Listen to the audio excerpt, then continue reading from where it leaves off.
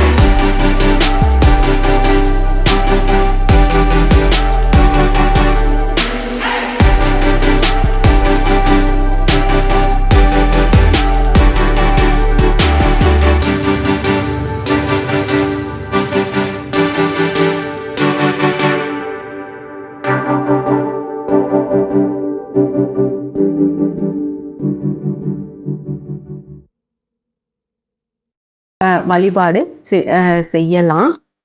இந்த வேல் வழிபாடும் சேர்ந்து வேல் பூஜையும் பண்ணிட்டேன். முருகப்பெருமானோட வேலோட மகிமை அப்படின்னா, தமிழ் கடவுளான முருகப்பெருமான் திருக்கரத்துல இருக்கிறது ஆயுதங்கள்ல முதன்மையானது இந்த வேலாயுதம். வெல்லும் தன்மையுடையது இந்த வேல் அப்படின்னு சொல்லுவாங்க. தன்னை ஏந்தியவருக்கு நிச்சயம் வெற்றியை தருவதனால அதுக்கு வெற்றி வேல் அப்படின்னு பேர் வந்திருக்கு. அத்தனையும் வெல்வது வேலாயுதம். பராசக்தி கிட்ட வேல் எப்படி முருகப்பெருமான் வாங்கினாரு அப்படின்னா, தேவர்களை துன்புறுத்திய சூரபத்மனையும் அவனது சேனைகளையும் அழிக்க வேண்டிதான் சிவபெருமான் முருகனை அழைத்து, குமாரனே நீ விரைந்து சென்று அசுரர்களை அழித்து தேவர்களை காப்பாத்து அப்படின்னு சொல்லி ஆணையிட்டிருப்பாரு. அதோட தனது 11 ருத்ர அம்சங்களில் இருந்துதான் 11 ஆயுதங்களையும் அழிச்சு கொடுத்திருப்பாரு. அதுக்கு பிறகுதான் அன்னை பார்வதியிடம் முருகனுக்கு ஆயுதம் ஒன்றை வழங்கு அப்படின்னு சொல்லியிருப்பாரு.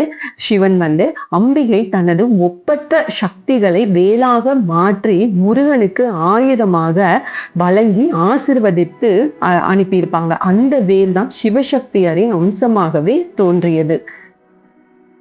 அதுக்கப்புறம் பாத்தீங்கன்னா, இந்த வேல் பூஜை பண்ணும்போது நீங்க வேலுக்குன்னு ஒரு 108 போற்றி இருக்கு. அதாவது முருகப்பெருமானுக்கு தனியா இருக்கு, இந்த வேலுக்கு அப்படின்னு சொல்லி 108 போற்றி தனியா இருக்கு. அது நீங்க கூகுள்ல சர்ச் பண்ணி பாத்தீங்க அப்படின்னா கிடைக்கும்.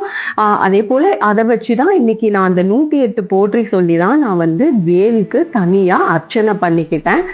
நான் இன்னைக்கு சிவப்பு அரளி பூக்களால நான் வேலுக்கு அர்ச்சனை பண்ணேன்.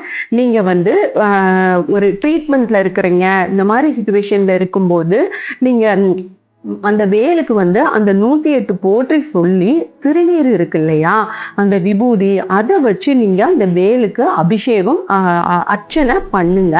அதை பண்ணும்போது அந்த விபூதியை வந்து அதுக்கப்புறம் அர்ச்சனை பண்ணி முடிச்சுட்டு நீங்க வந்து வேல்மாறலும் படிங்க. கண்டிப்பா வேல்மாறல் படிச்சா ரொம்ப நல்லது. ஏன்னா வேல் பூஜைக்கு முக்கியமே வேல்மாறல் தான் படிக்கணும் நாம. அப்போ அதை படிக்கும் போது அந்த திருநீருக்கான சக்தி ரொம்ப அதிகமாகும். அப்போ நீங்க அந்த திருநீரை வந்து டெய்லி நீங்க நெத்தியில வந்து பூசிக்கலாம். அவ்வளவு சக்தி வாய்ந்தது, மகிமை வாய்ந்தது இந்த வேல் பூஜையும் வேல்மாறல் பாராயணம் பண்றதும். அதனால உங்களுக்கு வந்து டைம் கிடைக்கும் போது கண்டிப்பா இந்த வேல்மாறல் படிங்க, வேல் பூஜை பண்ணுங்க. நான் வந்து இன்னும் வேல்மாறலை பத்தி இன்னும் நிறைய பதிவுகள் இருக்கு. அதை நான் கண்டிப்பா உங்ககிட்ட அடுத்தடுத்து ஒவ்வொன்றா நான் வந்து ஷேர் பண்றேன் உங்ககிட்ட. இதுதான் நான் பண்ண அந்த செவ்வாய்க்கிழமை விஷாக நட்சத்திரம் அன்னைக்கு பண்ண நட்சத்திரத்துக்கு பண்ண பூஜை. இதுதான் ஃப்ரெண்ட்ஸ். உங்களுக்கும் முருகரோட அருள் கிடைக்கட்டும் அப்படின்னு நான் வேண்டிக்கிறேன்.